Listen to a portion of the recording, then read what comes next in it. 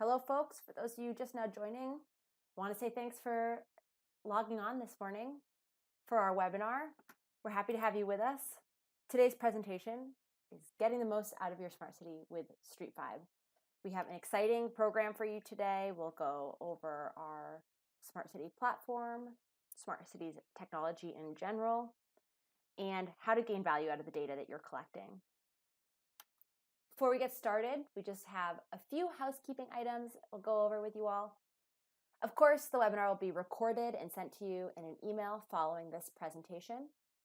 We're going to try to keep it to 35 minutes and give plenty of opportunity for questions. You can submit those questions at any time through the chat feature on GoToWebinar that should be in the toolbar on the right-hand side of your screen. We'll try to get to them during the presentation, but we'll follow up via email if we don't get to your questions specifically. And as always, we invite you to share your thoughts on Twitter. Find us at CIMCON Lighting and tag Smart City to get a broader network involved in our conversation. And with that, let me introduce my guests today. I'm excited to have Vlad Etimov here. He's the NearSky product manager, and I am Liz Glavinsky, Director of Product Marketing here at CIMCON. Vlad, would you like to introduce yourself? Hello everyone, Vlad Etimov here.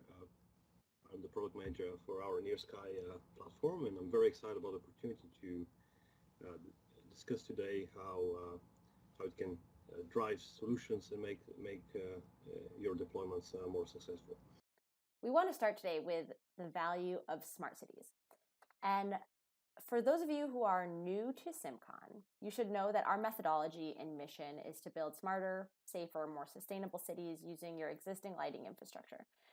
And so we'll tell you how we do that exactly in a couple of slides, but just know now that we believe that there is a lot of potential value at every single streetlight pole. And our job is to help our customers unlock that value. The streetlight pole should really be thought about like a piece of real estate that you want to leverage and monetize. And so from conversations with our peers and our partners, our customers, also based on deployments that we've done in the past, we've put together some models to help us understand just exactly how much value a city can derive from smart city applications deployed at the pole. So based on this slide, we know in these models, we know there is certainly economic opportunity here, but this is the end state. This is the aspirational value. And of course, there's plenty of challenges that are keeping cities and utilities everywhere from being able to actually fully monetize their pole and seeing these values and outcomes. You need a rich network of sensors collecting data out on the streets. And then once you have that data, you need the tools and skills to understand the data.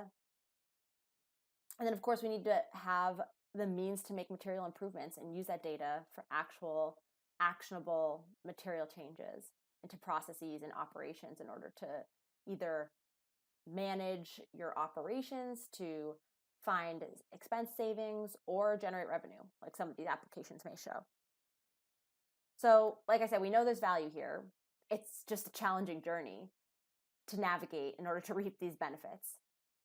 So we like to think about this a little bit like big data and cloud computing 10 or 15 years ago. We all know about it. Companies all know they should be doing something about it. Cities all know they should be doing something about smart city, but the path is really complicated and it's pretty unclear. So that's sort of where we are here, and we view our job at CIMCON as to try to help our customers navigate this path and find tools to help start their digital transformation. We want to give you actionable guidance that can help you move forward with a plan that fits your community's specific needs. And this is where we wanted to start this conversation because a lot of our customers come to us asking, what do we do? How do we start? Where do we go? Who do we talk to? And how do we get to this end value that we know exists, but is hard to wrap our heads around? Say that you're that customer coming to us for the first time and you're considering smart city, you're thinking about digital transformation. These are some of the challenges we typically see. Our customers don't know where to start. There are a lot of ways to turn. They don't know who to talk to first. Is it someone like us, a technology provider, or an engineering firm, or another city? There's a lot of options. When you go online and Google smart cities, you might see 15 O's on different thought leaders or technology providers, software. There's a lot of people out there talking about smart city. and there's possibly more folks out there with unvetted solutions. And a lot of those options are uncoordinated systems with different requirements, different security measures, different backhaul. We see this a lot in the field. Maybe a city has started deploying smart city years ago, and they have different solutions with different devices and different vendors.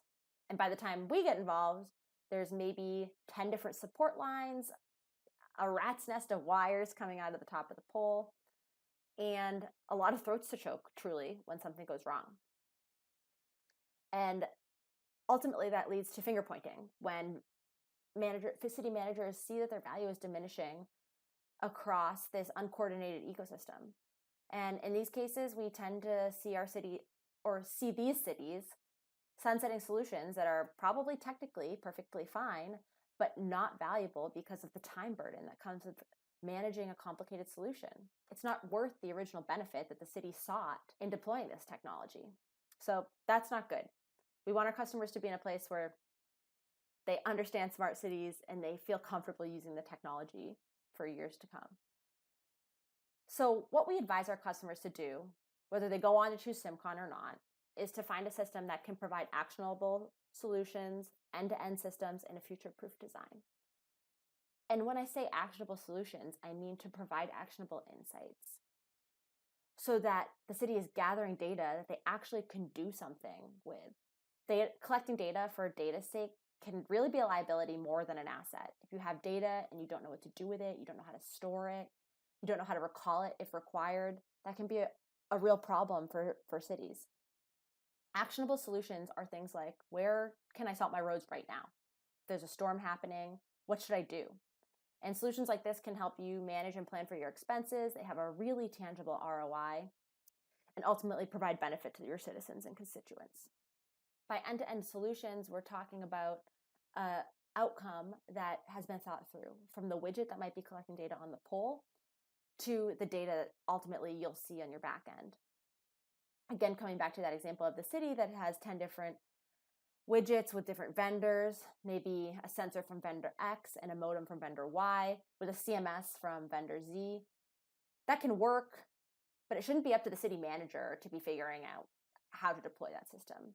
It's wildly time-consuming and frustrating. The city manager should know the vendors that they're working with and have faith that they have thought those things out. And they're considering interoperability when they're providing a solution to the end user. We're incredibly focused on this aspect of our technology. We work very closely with our partners in our cities to make sure that the end user really gets an integrated package. We also encourage our customers to ensure that their solutions are future-proof. We get it that there are a ton of trends in the smart city industry right now. And so what we ask cities to do is think about what will span the test of time, and not just this year, but 5 years, 10 years down the line, the life of your asset. That means finding a platform that can grow and be interoperable with new technology down the line. That's something we really pride ourselves in with the NearSky. It's truly a plug-and-play technology from the hardware and software perspective. We put a backbone out on your street pole to allow you to mix and match different smart city applications as required and as times change, truly.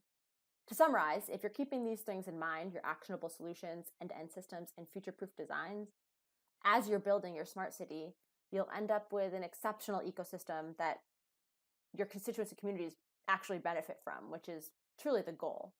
With that introduction, I will pass it over to Vlad so he can give us a little bit more insight on what we've done here at CIMCON.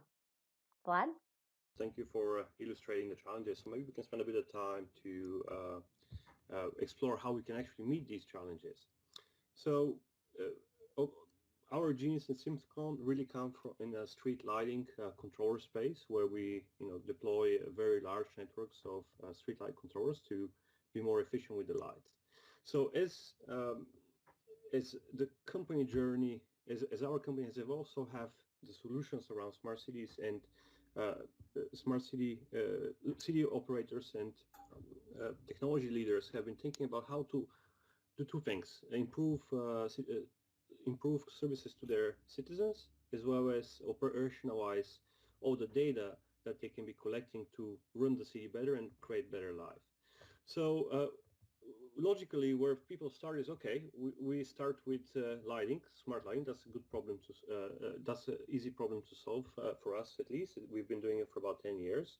And one of the key ways we've solved this is creating a network between all the street lights. However, you can take advantage of that same network, and we have developed for that purpose additional platform to lighting controllers, which is a hardware device that deploys and attaches to the pole, and we call that NearSky 360. You can see it's depicted here on the top of a luminaire on a street light. Now, the NearSky 360 platform is a hardware device that has a variety of different standard interfaces that can both power and provide data connectivity for smart, what we call smart city sensors. Devices like radar, air quality systems, video analytics, video as a sensor, audio as a sensor for gunshot detection, for example. So the potential there is limitless. So often the technology leaders in the cities, they'll start with first creating a network, but then we need a platform where we can simplify the deployment and bring all the solutions under a single device. And the value is derived from having combination of sensors and gelling nicely, where the data can gel nicely. You want to correlate, for example, air quality with traffic, and our NearSky 360 platform allows you to do exactly that. So in addition to the practical use cases, we simplified the device management of attached peripherals. Having a single place where you can onboard new sensors, you can provision them, you can monitor their health, you can manage the configuration remotely from the cloud, and of course you can also decommission it when they're end of their life cycle. Having a single platform to deploy a variety of smart city solutions dramatically improves operational efficiency. It dramatically improves the operations of deploying or servicing these devices, and gives you the flexibility to extend the solutions. Being based on open platform and open protocols, you can extend already available use cases and solutions both from CIMCON and our solution partners and our partner ecosystem. I mentioned that we are taking a broader use of already existing lighting mesh network. However, we developed the NearSky 360 device with a variety of other backhauls in mind, such as LTE, such as perhaps cities have already invested in fiber or Ethernet at every pole. We can take advantage of that. And your solutions evolve in parallel with our platform. We're gearing up to offer 5G connectivity, as well as, in addition to the edge processing we have today, we also GPU-based edge processing, which will further set you up for success. All right, so when it comes to the deployment, a lot of the solutions were scattered, often from multiple vendors, uncoordinated. So what happens is that's really costly to maintain and deploy. You are jeopardizing security, where it is the human element, or not updating the systems, or not having all the systems unified. And it becomes really a challenge to manage. And usually that results in costs or systems being abandoned, or maybe not using those systems to their full potential. With the NearSky the hardware device and also the cloud infrastructure we build around it, you have a central place to manage and deploy these, and obviously gives you operational efficiencies, but also gives you the benefit of combining the data that you may be collecting from the variety of sensors. When it comes to security, we believe we're following all the best practices in the industry when it comes to both physical security of attached peripherals, our device, as well as data security for all the data in transit and data at rest, both at the edge and at our cloud. That's great, Vlad. Do you think you could talk a little bit about the NearSky 360 and the peripheral powering? I think that's a pretty neat feature that you guys have built in that helps make this whole system future-proof and end-to-end, have some of the benefits that we were steering the listeners here on to earlier. True. So what we see with a lot of those solutions, and actually you can notice them if you just take a stroll in your downtown area or the commercial district of where you live, near the commercial district where you live, you see a lot of cameras and traffic counting devices and sensors around traffic lights. And a lot of times the big challenge for deploying of these devices is the power source. Now, at the light, there's already power, right? That's what's powering your street lights. However, always you have questions of what it takes to tap on it. You need to get certified personnel to tap into the power. Then there's a question of who owns the pole or who owns the power source, how it can be metered. And we believe we're solving this problem quite easily with the NearSky 360 device. It deploys in a standard NEMA connector on top of a luminaire, and then we can borrow all the power we need from the light. Now we can also meter this power, and we have an onboard meter that gives us about 0.5% accuracy there, and in turn power any peripheral and attached devices, both DC and we have both a DC and an AC out port. So where it is powering a video camera over PoE, we get that natively with a NearSky device. When it comes to, let's say, powering air quality station, well, we can just borrow from the AC output of the NearSky device, and this power is in turn metered, and it's coming from the light. That's great. I know that most of our smart city customers really do take advantage of the NEMA plugin because it's easy to power devices, and of course you can move them. Part of being future-proof, like we talked about earlier, means not having all the answers right up front. So maybe you need data in this part of town now, in a different part of town later. You could take this device and move it from place to place. We have one customer who wants to do traffic study throughout the city, and rather than buying 100 sensors to monitor the area they wanted to cover, with NearSky they could buy a handful and collect 24/7 data for a period of time, which was significant enough to understand the dynamic of that particular location. And they can just pick up those sensors and move them to this next spot up the road, collect a set of data that is representative of the dynamic on that road as well. So there's a lot that a city can do with just one sensor if it's flexible, easy to take on and off the pole, and move around the city. That's true. So what we've seen is we are utilizing that NEMA connector, and you can easily move them. The deployment is much faster, so we just need somebody to climb up to the pole and twist and unplug and drive to the new location. However, what we've also added to the NearSky device is an onboard GPS. So if you've been collecting geotagged data from one location, we automatically will detect the next site, and we'll correlate the data with the new location. That's great, Vlad. Let's keep going. I think that it's time for us to dive into StreetVibe and how the system works. So, as Vlad mentioned, StreetVibe is the data visualization platform that brings all of the information that you're collecting on your city streets to one pane of glass. So hang on 1 second while I pull up my screen and we will get started. The first screen you'll see is our home page. This puts up the specific applications that we help customize for you so you have your own dashboard on the things that matter most to your city. In this particular instance, the customer cares most about air quality, their traffic, vehicles on the road, and their road surface temperature. So right from this panel, you can see some of the benchmarks and some of the trends they wanted to be looking at closely.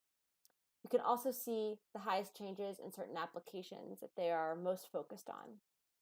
So this is sort of your home base. From here, you'll be navigating to other applications that you have installed or purchased from CIMCON.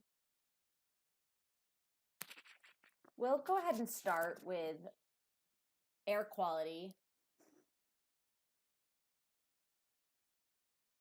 You'll see we have a geographical representation on where in the world your sensors are. You'll be able to zoom in and see exactly what readings are happening at any of these locations. And you'll just remind yourself geographically where you've deployed these sensors. You'll have an extremely actionable panel where you can see what the city's air quality is currently and what it was. We use AQI index, which is an aggregate metric of air quality, and you can compare your own city's data to the reference index so you'll know if your air quality is relatively good quality or if it's something that you need to be spending energy or resources to manage. We can see that PM 2.5, particulate matter 2.5, is very good. So is NO2 and ozone. And we have more information down below where we have dew point, temperature, and also more data on these sensors side by side. So you could see disparity across locations and try to triage and understand what spots around your city need more attention than others, where there's higher air quality or particulates in the air, worse air quality, I should say, or better air quality. So you can drill down and understand if it's something happening that particular week or whether or not there are certain conditions leading to good or bad air quality in different parts of your city. You can also start to see trends over time, and this is the beginning of some of our predictive analytics that will help us understand what the air quality is now and how it might be in the middle of into the future. And so you can see in the middle of June, we can see there is some pretty significant air quality issues. So we drill down even further, and here we go. We can see on this date, June 5th, this particular location, there was some pretty abnormal air quality conditions happening. So the city may want to drill down and understand if there is a long line of idling vehicles or an issue at a plant nearby or a fire on someone's property, any number of things that can help them understand what may have caused this abnormality. And our predictive analytics, of course, will help cities plan, especially as they collect more data over time. They'll understand which times of year are better for outdoor activities, how they can help seniors or students manage their outside time in the healthiest, safest way possible. And this is particularly relevant for places that may be prone to poor air quality. So there are a lot of tools here that a city can use to really improve health and safety for their citizens everywhere. So I think this is a good time to step to another application. Okay, next we'll jump over to another one of our use cases. This one I think is particularly valuable. This is the road temperature monitoring dashboard. You'll see indications for all things like black ice and roads freezing. We have, again, a geographical representation on where you have your sensors set up. And then you see the air temperature and dew point to the right. And just you'll know that when a city's air temperature falls below the dew point, that's when you could be expecting some freezing. And so it's not right now. That's why we see everything green, but you'll see these numbers turn red. That's when you need to start to think about rolling your trucks and deploying salt, or at the very minimum signage, when your road temperatures drop below that dew point. When you see these numbers all turn red, you'll need to more immediately send vehicles to certain spots, depending on the data you're getting back in this system, to deploy salt or sand, however it is you treat your roads. This is really actionable and very insightful. Again, it shows trends over time, and you'll see that if the road is getting colder faster than you may have expected, you may have to change your practices. Maybe the nights are very cold, days are warm, mornings are cold. You can dig into this data here in this platform. You can also dig into individual sensor data and decide where your high need, high risk locations are and make a plan on what to do from there. Okay, one last application to show you that is pedestrian traffic. Here, again, you can see the geographical representation on where those sensors are. And in this case, the bubble size is indicative to the pedestrian count in those particular locations, how much data is being reported by those sensors. You can see very graphically that this location here, 8 Lomansea Way, this light blue, has a lot more pedestrian traffic than others. And still, this data that we're borrowing from back in June, right in the middle of the pandemic, relatively much lower than that location has seen in the past. So the city's collecting data and understanding how people move about the city and even how the pandemic might be affecting footfall in urban area, or I should say in commercial areas. You might use this data to decide where and when to invest in a commercial zone. That can be very helpful. Oftentimes our customers didn't realize that there was so much foot traffic in certain locations. They can help pitch that data to new businesses or decide whether or not to invest in new infrastructure like paved paths, sidewalks, crosswalks. And these are pedestrian counts over the months prior to this data point. You can see the same sort of things we saw on our other applications where you can really drill down location by location, date by date to see data on where people are, when they're going there, when there may be anomalies. And with something like this, you might take a look and have some external context. Maybe you know there's protests or parades. You can see this location in purple. It's obviously having something really quite different than what's going on in the rest of the city.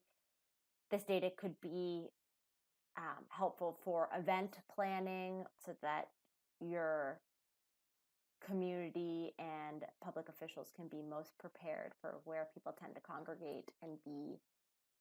Ultimately, we hear this is just a strong tool for resource planning. If you know where the people are, you know where you can deploy your resources, whatever those may be, to really serve your citizens. I hope that this was an insightful demonstration for you, so you got to see what the possibilities are with StreetVibe. As you can see on the left-hand panel, there are a lot more options and applications that we have, but we don't have time to go through them all. But of course, you can always give us a call. We're happy to do that with you. Hopefully this gives you a really good feeling for the data visualization piece of the NearSky platform. That is StreetVibe. We really think that everything that's great and exciting about NearSky culminates in this software application, and we love to share more about that with you anytime. So we'll start to wrap things up. To summarize, we just want to remind you that what we do here at CIMCON is build the backbone so that you can deploy the specific smart city technology you need as you need it and when you need it to solve the specific problems that you have in your city. We build the foundation so that you can grow around it. And it's a flexible foundation. It can adapt to your needs, again, as you grow and become more comfortable and as smart city technology grows and changes. So some of these services that you're looking at here, we can deploy out of the box. Some of them we work with partners to deploy, and some of them we know are in the back of your mind. But we know that you know your problems better than we ever will. And so we work with our customers to find the bespoke solution that's going to solve the problem for them at the time they need it. But like I said at the beginning of this program, our job is to give you the tools you need to simplify your digital transformation. And that's exactly what the NearSky platform does. A few nuggets for you to take home before you leave us. When you're thinking about your smart city plan, we implore you to think about these few points you see on the screen. You want your solutions to be actionable, like the road temperature solution we looked at today. You know when to salt, where to salt, and why to salt. You want your solutions to represent an end-to-end system. That means from the street level architecture to that single pane of glass like we were looking at earlier, your systems can work seamlessly together. One unified data stream, all talking to each other so that you can manage your outcomes in an easy and efficient way. And finally, future-proof so that the smart city solutions and systems that you deploy now are not obsolete in just a few years. You want them to be plug and play, flexible, and easy to use so that as times and interests, issues, and technology change, you're prepared. Any other quick tips, Vlad? Sure, and I've heard this from more than one, city engineers and chief information officers of cities of different sizes. A lot of times, the approach, they want to be smart about how they run their cities. They want to have as much data as they can to have more efficient operations, better services to their citizens, and of course, better safety for their citizens, resulting in better lives, right? However, where they typically start, more than once I've heard, oh, we actually don't know what we're going to deploy yet, but I'm just going to put fiber at every pole, or I'm going to put fiber in the downtown area and the problematic solution. So naturally, you want to take care of the infrastructure.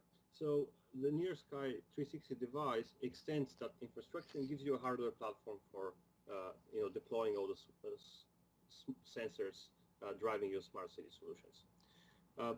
I'll start with actionable solutions, concentrate on the problems you have in the city and what efficiencies you can drive, and pick something that is functional end-to-end.